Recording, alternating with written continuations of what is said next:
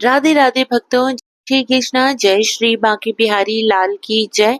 भक्तों, आपका मेरे YouTube चैनल कृष्ण भक्त की दुनिया में बहुत बहुत स्वागत है। भक्तों, आज के वीडियो में हम श्रवण करेंगे नरसिंह जयंती व्रत कथा। भक्तों, नरसिंह जयंती भगवान विष्णु के चौथे अवतार नरसिंह भगवान के प्राकट्य दिवस के रूप में मनाई जाती है। इस दिन भगवान नरसिंह ने अपने भक्त प्रहलाद की रक्षा के लिए हिरण्यकशिपु का वध किया था। इसी कारण से इस दिन व्रत एवं विधि पूर्वक पूजा करने का विधान है। भक्तों, इस दिन व्रत करने से आपके सभी दुख एवं भयों का अंत होता है और भगवान विष्णु की विशेष कृपा प्राप्त होती है। भक्तों, चलिए हम श्रवण करते हैं नरसिंह जयंती व्रत कथा। भक्तों, कथा श्रवण करने से पहले आप अपने हाथ में थोड़े से तिल और कुछ पुष्प लेके कथा श्रवण करें। ये बहुत समय पहले की बात है कि महर्षि कश्यप और अदिति के हिरण्यक्ष और हिरण्यकशिपु के दो पुत्र हुए। दोनों बहुत ही शक्तिशाली असुरों के राजा थे। हिरण्यक्ष का बहुत ही आतंक बढ़ा तो भगवान विष्णु ने वराह अवतार लेकर उसका वध कर दिया। अब अपने भाई के वध से क्रोधित हो हिरण्यकशिपु ने भगवान विष्णु से प्रतिशोध लेने की ठानी। हजारों साल तक कड़ा तप कर ब्रह्मा को प्रसन्न किया और उनसे अजय होने का वरदान पाया और यह वरदान भी मांगा कि उसे कोई नर या पशु उसका वध ना कर सके। ब्रह्मा से वरदान पाकर हिरण्यकशिपु निर्भय हो गया। अब उसने समस्त लोगों पर आक्रमण बोल दिया, स्वर्ग लोक से देवताओं को निर्वासित कर दिया और अपना आधिपत्य जमा लिया। कोई उसे पराजित नहीं कर सकता था। हिरण्यकशिपु भगवान विष्णु से प्रतिशोध तो लेना ही चाहते थे। उसने प्रजा को उनकी पूजा ना करने का फरमान सुना दिया और कहा कि वह स्वयं भगवान है, उसके अलावा कोई किसी को नहीं पूजेगा। एक बार हिरण्यकशिपु एक वट वृक्ष के नीचे तपस्या कर रहे थे तो देवगुरु बृहस्पति तोते का रूप धारण कर उस वृक्ष पर नारायण नारायण की रट लगाने लगे। इस ध्वनि से खिन्न होकर हिरण्यकशिपु अपनी तपस्या बीच में छोड़कर चले गए। जब पत्नी ने तप छोड़कर आने का कारण पूछा तो पूरा वृत्तांत कह सुनाया। हिरण्यकशिपु की पत्नी ने भी नारायण का जाप किया जिससे उसे गर्भ ठहर गया। अब जिस बालक ने जन्म लिया वह थे भक्त प्रहलाद। अपने ही घर में विष्णु भक्त पैदा होने पर हिरण्यकशिपु बहुत दुखी थे। छल से बल से हर प्रपंच रचकर प्रहलाद तो भगवत भक्ति से विमुख करने के प्रयास किए लेकिन कोई सफलता नहीं मिली।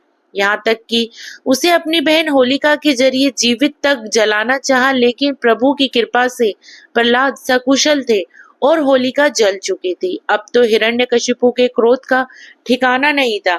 वैशाख शुक्ल चतुर्दशी का ही दिन था जब पिता पुत्र में पुनः भगवान विष्णु को लेकर बहस हुई। हिरण्यकशिपु ने कहा, कहाँ है तुम्हारा भगवान? विष्णु कहाँ है? बुलाओ उसे। तो प्रहलाद शांत होकर बोले, प्रभु तो सर्वत्र विद्वान है, कण कण में समाये है। इस पर प्रहलाद का उपहास उड़ाते हुए कहा, तो क्या इस स्तंभ में भी तुम्हारे भगवान मौजूद हैं? प्रहलाद ने कहा, हाँ, कण कण में मौजूद हैं, तो इसमें भी निश्चित रूप से वे समाये। हिरण्यकशिपु को क्रोध आ गया और उसने उस स्तंभ पर अपनी तलवार से वार किया। वार करते ही स्तंभ को चीर कर उसमें से नर और सिंह के संयुक्त रूप का भगवान नरसिंह प्रकट हुए, जिसने अपने नाखून से हिरण्यकशिपु को चीर डाला। कहते हैं इसके बाद जब विष्णु के नरसिंह अवतार का क्रोध कम नहीं हुआ तो भगवान शिव सामने आकर खड़े हो गए, लेकिन नरसिंह भगवान ने उन पर आक्रमण कर दिया। भगवान शंकर को क्रोध आ गया और उन्होंने एक विकराल वृषभ का रूप धारण कर लिया और नरसिंह को अपनी पूंछ में लपेटकर खींचकर पाताल में ले गए। काफी देर तक नरसिंह भगवान को जकड़ कर रखा और नरसिंह भगवान ने अपनी सभी शक्तियों को इस्तेमाल किया लेकिन स्वतंत्र होने में असमर्थ रहे और शक्तिहीन हो गए। इसके बाद भगवान नरसिंह का क्रोध शांत हुआ। भक्तों, जो भी भगवान श्री हरि विष्णु की पूजा विधि विधान से करता है वह उनकी भक्ति सेवा करता है तो भगवान किसी भी रूप में आके अपने भक्त की रक्षा अवश्य ही करते हैं। जिस प्रकार भक्त प्रहलाद की भक्ति से प्रसन्न होकर भगवान स्वयं प्रकट होकर भक्त प्रहलाद की रक्षा करी, ऐसे ही भगवान की भक्ति करने वाले पर भगवान श्री हरि विष्णु सदैव ही प्रसन्न रहते हैं। वह उसकी रक्षा करते हैं एवं पूर्ण भक्ति भाव से प्रसन्न होकर वे अपनी कृपा उन पे हमेशा बनाए रखते हैं। भक्तों, कथा समाप्त हुई है। अब जो आपके हाथ में जो तिल और जो पुष्प हैं, वो आप भगवान विष्णु जी के चरणों में समर्पित कर दीजिए। भक्तों, भक्त प्रहलाद की रक्षा के लिए भगवान विष्णु ने नरसिंह अवतार लिया था और इसी तिथि को नरसिंह जयंती के रूप में मनाया जाता है। भक्तों, पद्म पुराण के अनुसार जो भक्त सच्चे मन से भगवान नरसिंह की आराधना करते हैं, उनके सारे कष्ट दूर हो जाते हैं और उन्हें ईश्वरीय कृपा प्राप्त होती है। भक्तों, इस दिन गर्मी के मौसम को ध्यान में रखते हुए छाछ, शरबत, पंखे या ठंडी चीजें जरूरतमंदों को अवश्य ही दान करें, क्योंकि ये वैशाख का महीना चल रहा है और वैशाख के महीने में दान पुण्य का बहुत महत्व होता है और इस दिन भी दान करने से भगवान श्री हरि विष्णु की विशेष कृपा होती है।